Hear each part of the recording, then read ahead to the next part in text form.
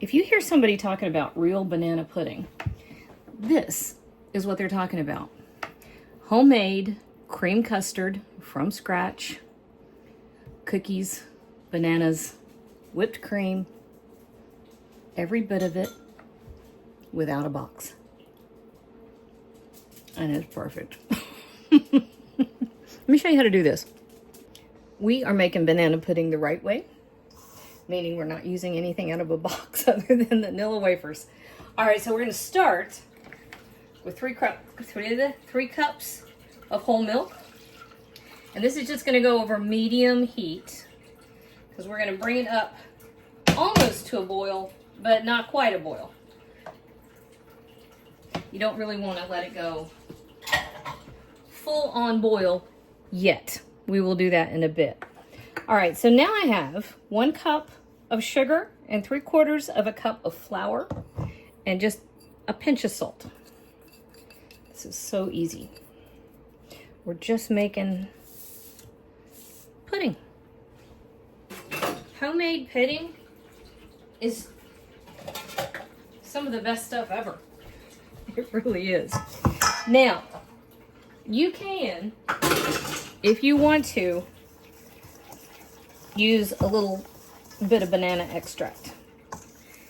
Be careful with it.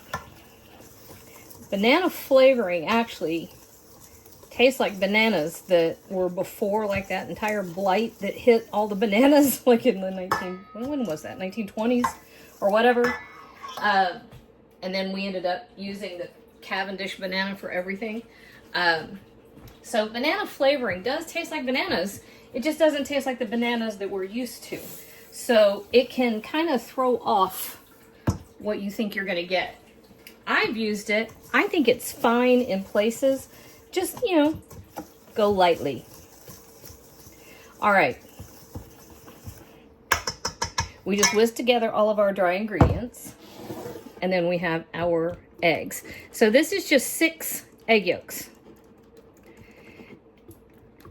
And I'm whisking them up because we're going to temper these in a minute. That's not scary, I promise.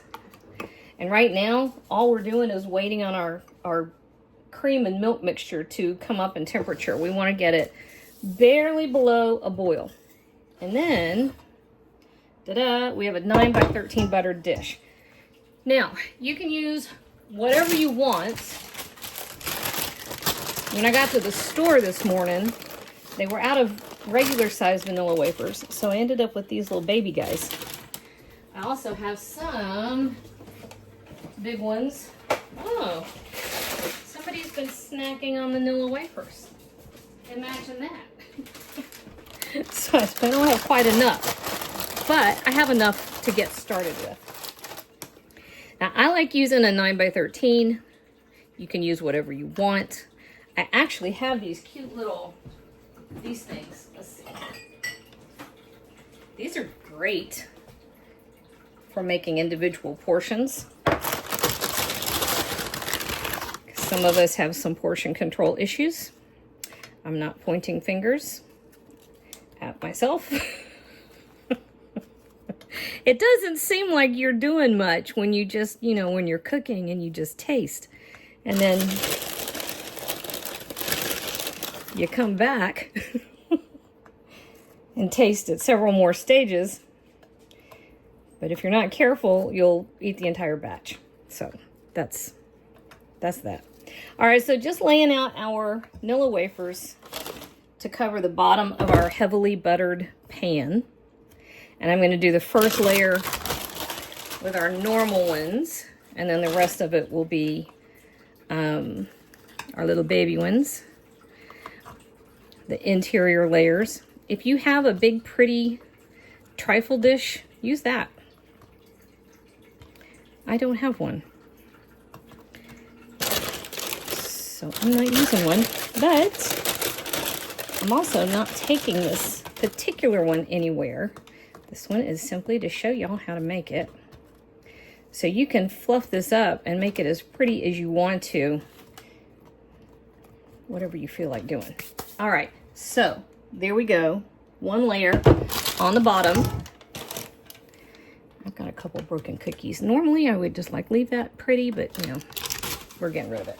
All right, now when it comes to your bananas, you do not really want to use a banana much more ripe than this.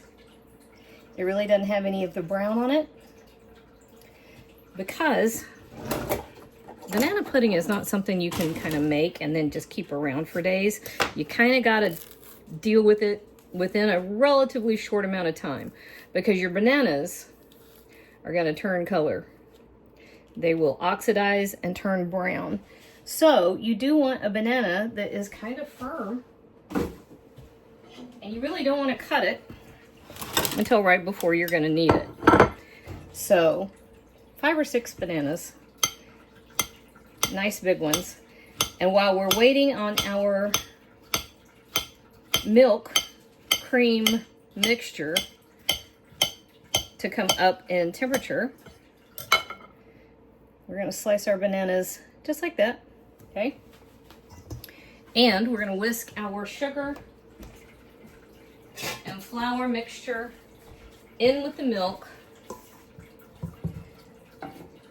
Yeah, in with the milk while it's still cold, because otherwise you'll get lumps. All right. That's it. That's all we're doing for now. Waiting on this to come up in temperature. We're chopping up bananas. And otherwise, we're just kind of hanging out in the kitchen. This doesn't take long. I'll show you what it looks like in a minute. I want to show you something.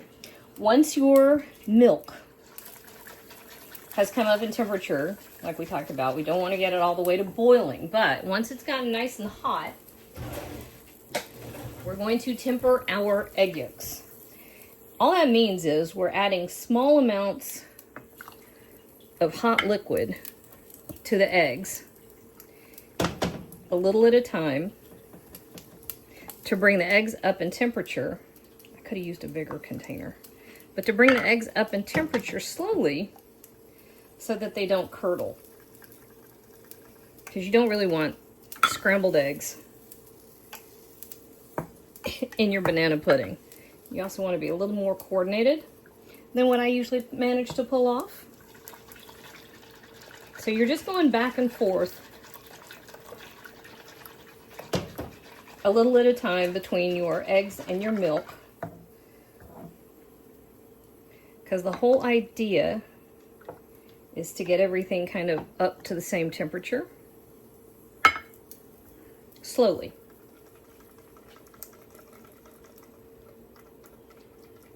And that's all that tempering is.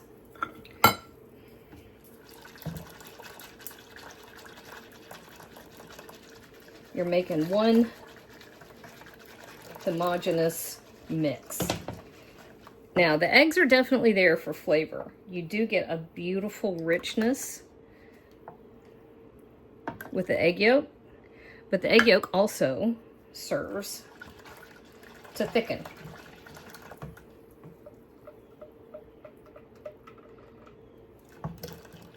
Once upon a time, most custards, and that's all a pudding is, were thickened primarily with egg yolk. You see that a lot on the Great British Baking Show. Depending on your level of baking nerd. I tend to geek out pretty hard on it when I can get it. So eventually you'll get to the point where you're pretty much all in. So I'm going to remove these.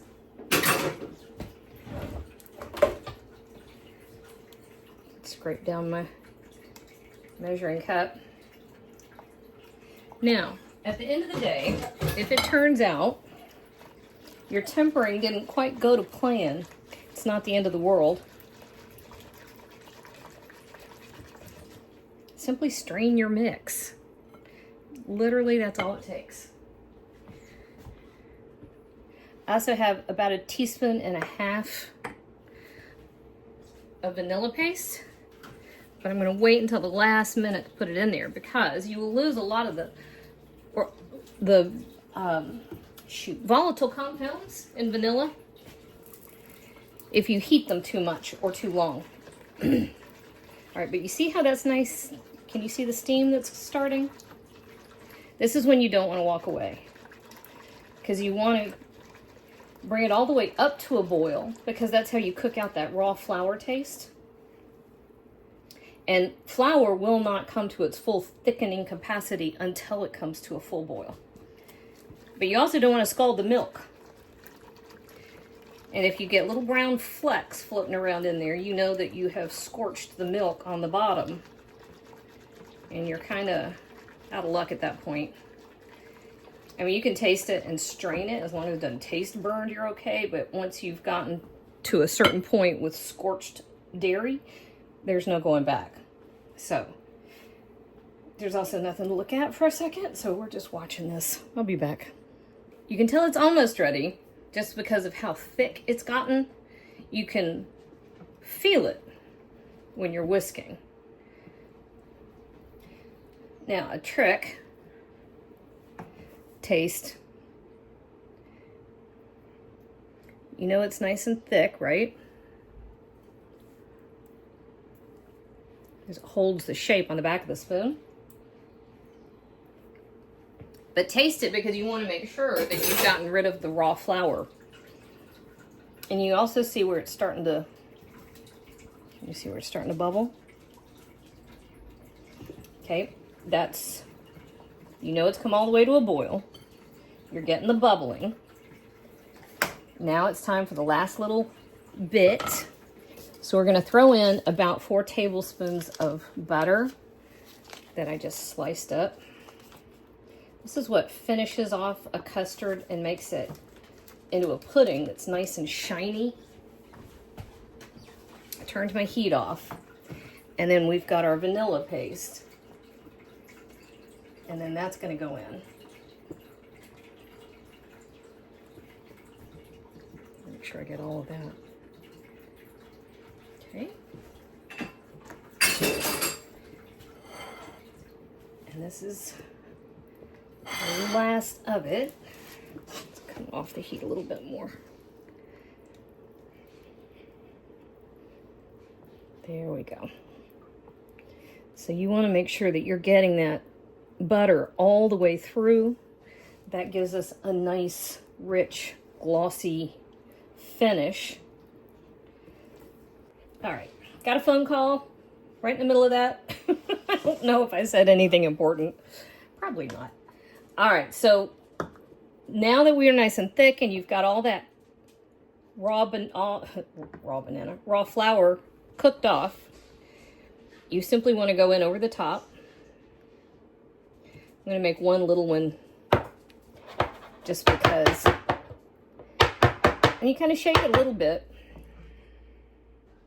just to make sure it's getting all the way down there. And then right over the top of your bananas. You want to make sure they're all covered, because the air getting to them is what turns them colors. And let me get another spatula so we can smooth it all out, because I want to do another layer.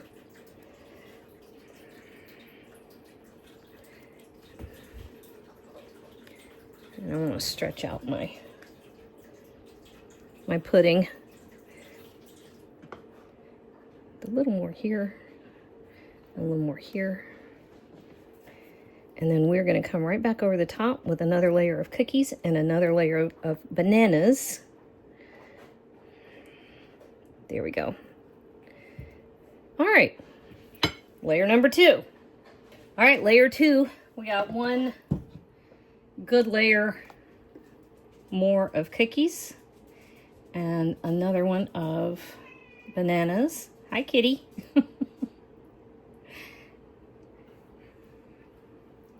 We're going to go right back over the top.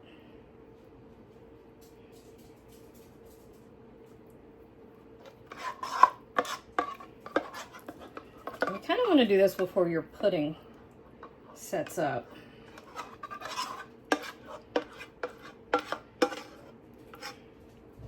Because you're a little out of luck at that point. Also, once it comes all the way down in temperature, so that it's not steaming, if you want to avoid getting a film on the outside, put plastic wrap right down on top of it and press it into the top. And why my cat is mad. And then try to make sure that all your bananas are covered. All right, so this is it. This is all we do at this point because it has to cool. If you try to do a whole lot to it right now, you can't do whipped cream because your whipped cream will melt. Here we go. So right now, we're just cooling down. That's not exciting. All right, so I've been invaded, and Bladen is here, so I have to kind of move fast. This is just plain whipped cream. I actually threw a cup and a half of whipping cream with a couple of tablespoons of sugar and some vanilla and a pinch of salt, and you whip that until you get nice stiff peaks.